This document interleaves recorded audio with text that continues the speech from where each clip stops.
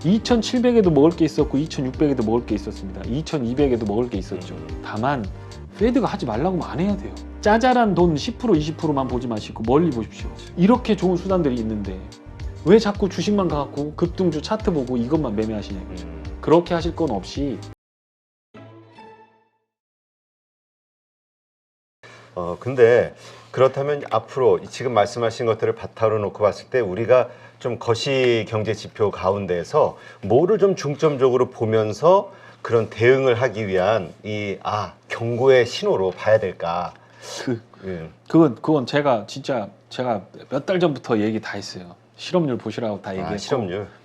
개인 투자가들 뭐 모르겠습니다. 815 이제 구독자분들은 뭐 주식을 어떻게 하시는 분들인지 모르겠지만 일반인들이 만약에 보시고 계시고 직장 생활 하다가 나도 주식 좀 하고 돈 쌈짓돈 있는 거 좀 넣고 싶고 그렇다 그러면 실업률만 보십시오. 실업률 깨지고 부러졌을 때 4주 신규 실업수당 청구 건수 6개월치 이동평균 봤을 때 그거 바닥 찍고 돌리기 시작하면 거기다가 주식 와갖고 증권사 찾아가서 ETF를 사든 뭐 주식을 사든 다 사면 됩니다.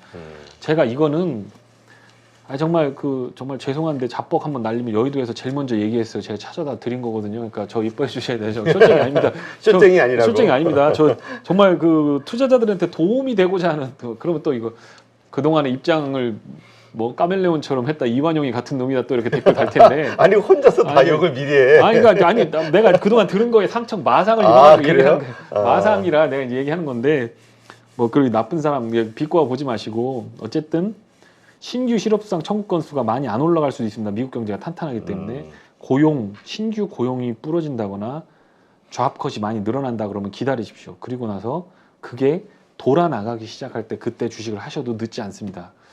자, 상식적으로 3,000선에서도 사라 그러고 2,700선에서도 사라 그러고 2,500, 600에서도 사라 그랬죠. 거기가 바닥이라고 그랬습니다. 이 사람들은 다 자기가 PBR, PER 해가면서 바닥을 다 잡은 사람들입니다. 네. 근데 저는 이벤트가 마무리되는 시점에서 잡아야 된다라고 하면서 바닥을 얘기하지 않았습니다. 근데 저한테 너는 쇼쟁이, 너는 바닥 잡으려고 주식을 바닥에서 사면 되냐, 무릎에서 사서 어깨에 팔아야 된다고 하면서 저를 막 가르치려 한단 말이에요. 제가 주식 24년 했는데 그걸 모르겠어요. 그런 레토리 그게 아니잖아요. 바뀌고 있는 말을 바꿔서 하는 거예요. 이 사람들이 반대로 싸는 겁니다. 그런데 실제로 보면 이벤트가 소멸이 되고 나서 주식을 사도 늦지 않아요. 2,700에도 먹을 게 있었고 2,600에도 먹을 게 있었습니다. 2,200에도 먹을 게 있었죠. 다만 마음가짐이 어떻게 되느냐. 2,700, 800에서는 불안하잖아요. 페드가 금리 올릴 것 같으니까. 그렇죠. 비중 못 태웁니다. 지수 관련된 주 못 태우고요. PER, PBR 보고서 높은 것들 피해 나갑니다. 밸류 주식들이 갔죠. 그러면서 주식이 빠져나온 겁니다. 지금도 마찬가지입니다. 2,200선에서 사는 게 중요한 게 아니고 2,600, 2,700에서 사도 그때 되면 또 먹을 게 생깁니다. 그런데 자꾸 바닥에서 주가 200포인트, 300포인트 맨날 박스권 왔다 갔다 하는데 내려갈 때는 징징대다가 올라갈 때는 또 못 사갖고 또 징징대고 계속 그것만 하는 거예요. 그러니까 질질 끌려다니는 거죠. 네. 포모에 끌려다니고 두려움, 공포에, 피어에 끌려다니면서 그렇게 주식을 하니 돈을 벌 수가 있겠느냐 이게. 그러지 말고 페드가 하지 말라고 하지 않냐 지금 자산에다가 대고 가격 낮춰라. 돈 없는 애들 이렇게 장비 깔아놓고 이거 유튜브 하는데 너도 나도 다 유튜브에 그러면 815하고 뭐 3%하고 몇몇 근데 잘하는데 빼놓고 나머지 다 문 닫아. 이게 금리 올리는 거거든요. 돈 못 벌잖아 니들. 돈도 안 되는데 왜 자꾸 사람들 고용해갖고 월급 주고 그 멀티플 계속 뛰어가면서 그게 뭐 미래를 창조하는 거라고. 미래 창조는 이미 끝났어야지. 유튜브가 나온 지 지금 10년 동안 지금 구글이 얼마 올랐는데 니들이 와서 이거 가지고서 돈 벌어가지고 그 마진이 안 난다 얘기가 돼? 이미 기득권이 생기고 그 나머지는 패배자들이면서 이게 싸움이 되는 건데 니들 안 되잖아. 접어. 이게 금리 올리는 거거든요. 네. 그 금리를 올리기로 했습니다라고 하는 말을 알아듣질 못하는 거예요. 투자자들이. 페드가 하지 말래잖아요. 부동산도 사지 말고 주식도 하지 말라고 1년째 얘기하는데 거기다 대고 계속 지르다가 이제 깨먹은 거잖아요. 그리고 결국에는 챗 GPT 나와서 로봇주가 100% 올라가니까 거기 간신히 따라 들어가서 30% 먹고 좋아 이런 것들 가지면 내 인생 바뀌어 이러고 있는 거거든요. 증권시장이라고 하는 거, 주식시장이라고 하는 거 돌려서 추세를 돌리면 그거 10배, 20배 안 먹어보고 자산 몇십억 안 벌어본 사람들이 그렇게 얘기하는 거예요. 돈 3천만 원, 5천만 원 갖고 더블 쳐놓고 그거 가지고 그 조막손 같은 걸로 그거 해보고서 이게 주식시장이다라고 코끼리 장님 코끼리 만드시듯이 이렇게 하는 거를 지금 하고 있는 거거든요. 근데 증시가 되려면 로직이 있어야 됩니다. 싸든가 모멘텀이 있든가. 모멘텀은 유동성밖에 없어요. M2 줄였잖아요. 그렇죠. 앞으로 6개월이면 이제 막 돈이 바닥나기 시작할 텐데 자산 가격 빠지든가 이익이 잘 나오든가 새로운 시장이 열리든가 아니면 저쪽이 깨져서 반대급부로 대만이 지진 나서 다 반도체 죽어서 한국 들어 올린다 이런 거 나오면 막 올라가죠. 그러면 강영이 너 틀렸다. 대만 지진 나는 것까지 알아야 돼 내가? 아니 그렇잖아요. 그러니까 이게 지금 계속 개미들이 그런 것 때문에 모르기 때문에 너무 불안해하신다라는 거예요. 맞아요. 그 이 주식 시장의 그 여러 가지 메커니즘 이거를 이해해야 주식 투자를 하기가 좀 더 편안할 거다라는 얘기 하시는 분들도 있긴 하더라고요. 그렇습니다. 그리고 돈도 많이 돼요. 저도 24년 해보고 저도 똑같이 10년 년을 대학생 때부터 10여 년을 하고 제가 증권사에 들어와서 증권사에서도 매니저 애널리스트 따라다니면서 선배 후배 가리지 않고 아 주식 좀 알려주십시오. 탐방 가고 고속도로 타다가 졸려갖고 중앙분리대 받고 죽을 뻔했어요. 그때 죽었으면 여기 나오지도 못했을 텐데 그렇게 탐방 다니면서 느꼈던 게 있어요. 야 이게 아무리 내가 날고기고 아무리 재주를 부려도 서커스 하려고 해도 증권맨 능력 아니다 이거. 페드의 능력이다. 페드가 하지 말라고 하면 안 해야 돼요. 그러니까 예. 그런 얘기 있잖아요. 시장이 오를 때 예. 그때 돈을 벌게 해줄 때 해야 돈을 버는 거고 맞습니다. 아닐 때는 뭐 어떻게 해도 안 돼. 안 된다. 네, 일반적으로는. 그렇죠. 그리고 개인 투자가들이 저도 10년 넘게 되면서부터 10한 2, 3년째 되면서부터 돈을 안 잃기 시작했거든요. 돈을 주식해서는 돈을 안 잃는다라는 게 그렇게 된 건데 깡통을 차든 뭐라든 뭐 하든 어쨌든 간에 나중에 보면 돈이 계속 고여 있는 상태. 네. 그게 포트폴리오 관리도 되고 내릴 때 더 사기도 하고 신용도 태우기도 하고 다 해봤지만 10여 년 지나고 나니까 죽을 똥을 싸서 해보니까 알겠더라고요. 물리가 터진다고 하죠. 그런데 지금 개인 투자가들이 1년, 2년째 와가지고 막 불안한 마음으로 막 주식을 하면서 지수 판단까지 하면서 페드 정책이 어떻고 보면 얘기하는 거 보면 기억 니은도 모르는 소리가 많아요. 실제로 페드에 대해서 페드가 어떤 조직인지도 모르고 어떤 정책을 하는지도 모르고 금리 25p, 50pp만 관심을 둔단 말이에요. 그렇죠. 그거 가지고는 페드를 예상할 수 없습니다. 그러니까 기본적으로 뭐냐? 기업 이익들이 완전히 바닥을 찍었을 때 애널리스트들이 이제 끝나서 지구 멸망이야라고 하면서 목표가 낮출 때 고용 해고들이 막 기하급수적으로 늘어서 실업 지표가 막 뿌그러지면서 금리를 막 페드가 낮추기 시작하면서 지수가 막 부러질 때 그때 주식을 사시면 돼요. 기회 옵니다. 충분히 옵니다. 잠깐 올라간다고 해서 여기서 또 쫓아가다 또 물리면 1년 내내 그렇게 따라가다 물려놓고서 여기서 한 번 더 물리면 이제는 돈이 없거든요. 중요한 그렇죠. 돈 갖다 때려 박은 거예요. 뻔해요. 어디 가서 마통 하든가 안 주던 대출 받아서 하든가 이거 깨먹으면 재기를 못합니다. 그렇죠. 그 돈은 정말 요거는 카드까지 까봤을 때 여기서부터는 더 이상은 지수 걱정 안 해도 되겠다라고 할 때 밀어넣어야 됩니다. 그 자리를 말씀드린다라고 하면 제가 강하게 얘기할 수 있습니다. 그거는 실업 지표를 보고 페드의 정책이 막 하향으로 진행되기 시작할 때쯤 하시면 됩니다. 그래도 안 늦습니다. 역사적으로 그래 왔습니다. 그러니까 그 얘기는 그 워낙 안 좋은 그러니까 실업률 안 좋다는 얘기는 경기가 안 좋다는 얘기니까 그로 인해서 연준이 어떤 대책을 내오는 거니까 일단은 그러한 현상들로 시장은 또 많이 떨어질 수 있는 거잖아요. 급락할 수 있는 거잖아요. 예, 예. 그때 그러한 상황 하에서 들어가야 된다. 그렇습니다. 그리고 그 다음서부터는 예. 괜찮을 것이다. 장기 투자 하시면 되고 지금 좋은 게 되게 많아요. 좋은 게 되게 많은데 많은데 좀 몇 개 좀 알려줘봐. 아니 혼자만 알지 말고. 업종 종목이 아니라 제가 ETF를 설명해 드리려고 하거든요. ETF. 그 이건 좀 장황한 얘기가 될 수도 있는데 우리나라를 그 활의 민족이라고 하거든요. 활 잘 쏘잖아요. 막 골든 X 막 가갖고 막 화살 위에다 화살을 또 때려박잖아요. 그렇지. 그게 이제 동이족이라고 하는 우리 할아버지들로부터 오는 건데 고구려 때 수나라하고 전쟁을 할 때 얘기예요. 그때 우리나라에 도입된 무기가 하나 있었습니다. 무기가 뭐였냐면 쇠뇌라고 하는 지금으로 말하면 걸어놓고 활을 잡아 당겨서 그냥 팍팍 쏘는 거예요. 한마디로 기계식 활 쏘는 장치예요. 네. 근데 동이족이라고 하는 이 고구려 민족들은 이렇게 할머니가 이거 물동이 이고 가면 거 귀에다 대고 이거 활 쏴갖고 맞추고 막 연습하고 그럴 때 이놈 자식들 하면서 이렇게 하는 하여튼 어렸을 때부터 활을 갖고 놀아서 활을 잘 쏘는 민족이잖아요. 그렇죠. 근데 왜 걔들이 이런 걸세가 필요했을까라는 거죠. 수나라가 113만 3,800명 좌우 12군씩 해갖고 40개 군대가 쳐들어왔는데 그 사람들이 들어오는데 이제 고구려의 백성들 숫자가 350만 명 추정이에요. 그러면 활 잘 쏘는 놈이 몇 명이나 있겠어? 그렇지. 113만 3,800명 활로 쏘려면 어깨 나가잖아요, 이거. 그러니까 영양왕이 딱 보고 있다가 야, 이거 쇠뇌 저것 좀 기술자 좀 몰래 수입해와라고서 적성 국가인 수나라에 그 사람들 데려다가 쇠뇌를 만들어서 그거를 산성 위에다 걸어놓고 쏴버린 거예요. 결국 뭐냐? 숙련된 기술자들만 할 수 있는 것들을 평범한 주부나 애들도 쏠 수 있게끔 이게 완전히 바뀌어버린 거예요. 주식 투자도 ETF라고 하는 게 그런 겁니다. 그렇죠. 예, 그러니까 까꾸로 치는 인버스, 선물 옵션 해야 되는 건데 인버스만 달아놔도 충분히 수익이 나요. 예를 들어 원자재 시장 너무 과열됐다. 인버스 쳐서 수익 많이 납니다. 원자재 인버스. 원자재 인버스.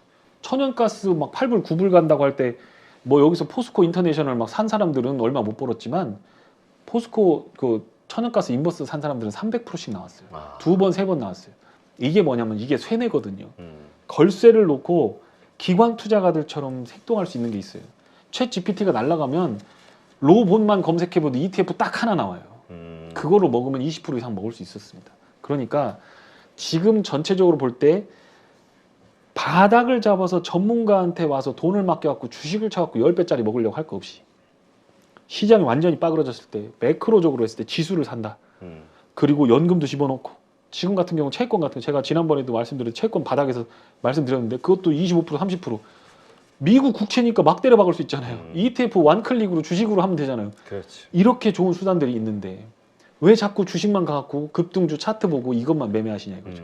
그렇게 하실 건 없이 좋은 도구들을 마련해서 ETF만 제대로 공부해도 된다. 그렇게만 하셔도 주식을 ETF로만 하셔도 개인 투자가들은 꽤 수익을 보실 겁니다. 그리고 지금은 지수 ETF는 안 됩니다. 지금은 안 됩니다. 비싸요. 인버스가 됐든 레버리지가 됐든. 네. 인버스도 먹을 자리가 없고 위쪽으로도 먹을 자리가 없어요. 여기서 쾅 떨어져서 10배 미만으로 나오면 그것도 인버스도 3,400%짜리 윗방향으로 나옵니다. 그리고 반도체 주식을 뭐 엔비디아 사는데 불안하다 잘 모르겠다 그러면 속스 L 뭐 이런 거 3배짜리는 아니더라도 그냥 속스 사면 되잖아요. 그냥 필라델피아 반도체 지수를 사버리면 그렇지. 그것도 꽤 많이 올랐거든요. 20% 가까이 올랐잖아요. 그러니까 그런 것들로 사부작 제일 중요한 건 원금을 안 깨먹어야 됩니다. 그러려고 하면 큰 판을 읽는 거를 연습을 하셔야 됩니다.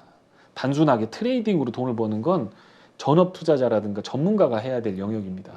그거는 진짜 이렇게 활 관역을 잘 쏴서 올림픽에 나가는 사람들이 해야 되는 일이지 이 투자자들은 ETF만 해도 증시가 빠졌을 때 혹은 어떤 추세적인 어떤 섹터가 올라갈 때 ETF만 해도 다른 거하고 비교가 안 될 거예요. 강남 아파트 사는 거하고 비교가 안 될 거예요. 큰 돈을 때려 박을 수 있고. 지금 그 ETF 말씀하셨으니까 국내 ETF가 있고 해외 미국 ETF가 있잖아요. 네. 어느 쪽이 좀 더 수익률이라든가 여러 가지 괜찮다고 보세요? 구조상으로 보면 역사가 있는 애들을 하는 게 좋아요. 미국? 네. 미국이 제일 역사가 오래됐고 우리는 삼성 코덱스가 제일 오래됐어요. 그런데 코덱스에 없는 것들이 아리랑이라든가 타이거가 갖고 있어요. 뭐 예를 들어 여행 레저는 타이거만 있고 뭐 저기 뭐냐 그 저기 하여튼 뭐 우주 항공 이런 거는 아리랑만 있고 그래요. 그러니까 그런 것들 잘 찾아서 이렇게 하시면 되는 거고 미국으로 갈 때 한 가지 딱 문제는 지금 1250원에 환전하면 1245원 들리더라고요. 저는 이제 바꾸고 있긴 한데 이게 달러로 아니면 원화로? 달러로 바꾸고 있어요. 아, 지금 달러로 살 때다? 저는 제 타이밍이 놓쳤어요. 제가 1440원에 내릴 것 같아서 달러가 너무 고평가돼서 인버스를 쳐가지고 15% 그러니까 달러 7% 빠질 동안 15% 해가지고 커버를 하고 나서 1340원 정도 됐을 60원 30원 됐을 때 거기서 제가 그걸 해지해버리고 거기서 100원 더 내려왔어요. 그래서 아파요 되게 지금 달러들이 막 마이너스가 막 이렇게 나오고 있어요. 근데 저는 이제 리세션이 한 번 더 오면 그거는 좋은 기회가 있을 것 같다라는 생각을 하고 그때 있어요. 정리할 수 있는. 네, 그래서 이제 갖고 있고 지금 오히려 한국 돈을 달러를 사고 있는데 핵심은 지역을 투자할 때는 반드시 통화를 생각해야 됩니다. 그렇죠. 통화 강세 지역으로 가야 되는데 앞으로 통화가 강세될 수 있는 이 베팅은 딱 한 번밖에 없어요. 리세션이 오거나 크래시가 온다고 믿는 사람은 미국으로 갈 겁니다. 그렇죠. 예, 그렇지 않으면 한국이 나아요. 그리고 10년 주기 사이클로 보면 이제 미국이 10년 동안 더 올랐으니 앞으로 10년은 이머징이나 한국 같은 애들이 더 잘 갈 수 있습니다. 그러니까 그 판단을 하셔서 통화가 강세되는 지역으로 들어가셔야 되는데, 만약에 미국이 달러가 약해질 것 같다, 다른 말로 우리나라 환율이 빠질 것 같다라고 네. 생각되면 한국에서 미국 ETF를 사되 괄호 열고 H자 써 있는 게 있어요. 그건 뭐냐면 해지가 됐다라는 거거든요. 해지 비용 얼마 안 들어요. 잘해요, 우리나라도. 그러니까 미국의 뭐 예를 들어서 S&P를 사야 되겠는데 환율이 떨어질 것 같은데 환전해 가면 내가 해지해야 되잖아요. 그렇죠. 그러지 할 필요 없이 S&P 지수에 대해서 한국에서 ETF가 있으니 그놈을 사고 대신 괄호로 H 써 있는 걸 사면 그러면 다 알아서 해준다. 조그만 비용으로 해준다. 그렇게 가시면 될 겁니다. 네. 근데 이 ETF 투자를 안 하시는 분들의 이야기를 좀 들어보면은 네. 꿈을 안 준다. 그러니까 뭐냐면 개별 종목은 말하자면 텐베거가 됐든 아니면 막 50%, 100% 상한가 뭐 이런 거를 기대할 수 있는데 ETF는 많이는 못 먹는다. 이런 이미지들을 갖고 있더라고요. 그 제가 이거 하여튼 뭐 현재 제가 그건 확실하게 얘기해 드릴 수 있어요.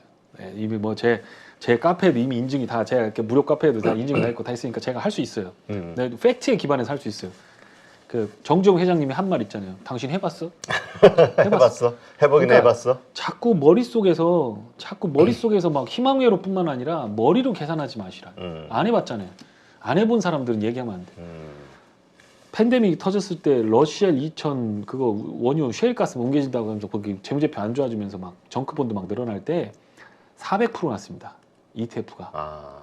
빠지는 건 지수가 45% 빠졌지만 그게 복리로 가기 때문에 레버리지 3배짜리로 쳤는데 400% 났습니다.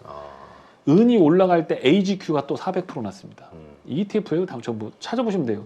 SRT, AGQ. 그리고 나서 이번에 SQQQ 있죠? 네. 100% 이상 났고요.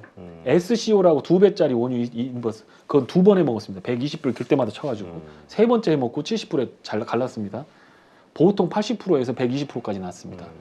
천연가스는 보니까 늦게 사신 분들도 270% 났습니다. 얼마나 더 먹으려고? 그거 불과 1년 만에 그렇게 난 건데 ETF 투자해가지고 환율까지 해서 10배 나신 분들도 봤습니다. 그러니까 안 해본 걸 자꾸 안 해보고 나서 자꾸 그걸 저기 하고 뭐 급등주만 해야 막 주식을 돈을 벌 것 같고 그렇지만 펀드로 들어가서 돈을 많이 벌 수 있습니다. 네. 그렇게 하고 지금은 이제 패시브 시장이기 때문에 ETF를 추천드리는 거예요. 그리고 주식으로 거래를 하실 수 있기 때문에 그렇게 되고 지금은 다들 개인 투자가들도요 공부 다 하세요. 그렇죠. 이거 유튜브 이거 되게 문제야 이거.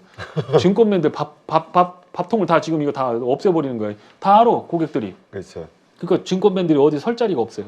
이게 한 게 문제야 이게. 그런데 이 유튜브가 사람들을 되게 똑똑하게 만들어서 금융 지식 수준을 굉장히 높여놨어요. 앞으로는 더 가속화될 겁니다. 아마. 그렇죠. 그래서 아마 알곡과 쭉정이가 가려질 거예요. 헛소리 삑삑 하는 놈들은 보면 이제 이렇게 될 거고 진짜 이게 실력 있는 사람들은 세워질 겁니다. 그런데 중요한 건 이 금융 지식을 공부해서 ETF를 하면요 이게 꿀이에요. 채권 같은 거, 채권 ETF 뭐 그리고 시장 가지고 뭐 한다고 모르겠지만 채권 ETF, TMF 같은 거 60% 났어요. 그게 뭐 불과 3달도 안 됐어요. 어떻게 채권으로 60%가 나지? 막 잘 안 되잖아요. 나요 그게. 공부 제대로 해보시면 되고 그런 부분들은 차분히 챙겨서 가져가시면 될 겁니다. 네. 자 그러면 우리 그 개인들이 지금 상황에서 말씀하신 뭐 여러 가지 자산들이 있잖아요. 어디 자산들을 조금 더 집중적으로 공부하는 게 좋을까요? 너무 다 까고 나면 나 이거 못 먹고 사는데 이거. 우리의 응원으로. 자 일단 저는 이제 단기적으로 차트 보거나 혹은 단기적 수급을 중요하게 생각하지는 않습니다. 네. 저는 트렌드 더 중요한 건 잃지 않는 자리. 그 다음에 쐐기가 박혀서 탁 걸리는 자리 그 자리를 되게 좋아합니다. 더 이상 못 올라가는 데나 더 이상 못 내려가는 걸 중요하게 생각하고 그러기 위해서는 구조적인 거라든가 법적인 변화 이런 것들을 되게 중요시 여기는 거예요. 그러면 이제 지금 생각해 보면 이제 커머더티 같은 거 그동안 캐펙스 투자 못 했거든요. 근데 인플레 팬데믹 때문에 또 투자 못했잖아요. 그렇죠. 여기서 수요 살아나면 커모더티 가격 확 뛰겠죠. 그러니까 페드도 걱정인 거지. 산업 생산을 살리고 나면 인플레 나오겠지. 이거 또 올라가겠지. 또 이걸 죽이자니 경제가 빠그러지겠지. 그러니까 이 진퇴양난인 거야. 이럴 때는 항상 뒤로 빠지거나 아니면 이렇게 된. 그런데 커모더티 같은 것들은 ETF 해볼 만하고 더 중요한 건 달러가 강세였잖아요. 그동안. 그렇죠. 그러려면 플랫폼 업체 사야 되는 거예요. 달러 강세면. 미국이 끌고 가는 기업들이 있으니까. 그래. 그럼 네이버 카카오 가는 거죠. 근데 달러가 약세로 들어서면 이 돈 미국에 그렇게 부자 되는 나라 미국이 그 돈 나와서 어디로 가겠습니까? 독일 가고 한국 가고 중국 갈 거지. 그럼 다 제조업으로 가는 거죠. 그럼 제조업에 미술되는 그런 것들이 이제 철강 가격 60% 오르고 막 이러잖아요. 조금 있으면 이제 무슨 뭐 내년 강판 뭐 하면서 리포트 나오고 뉴스 나오고 막 주가 떠오고 막 그러면 ETF 철강 ETF 딱 찍어놓고 조금 그러다 동국제가 현대해철 뭐 이런 거 아유 잠깐만 종목을 이거 좀 편집 편집 괜찮아 그렇게 되는 거죠. 그런데 이제 커머더티가 이제 투자가 안 됐기 때문에 거기다 투자하는 것들 강관부터 시작해서 이런 것들 찾아봐야죠.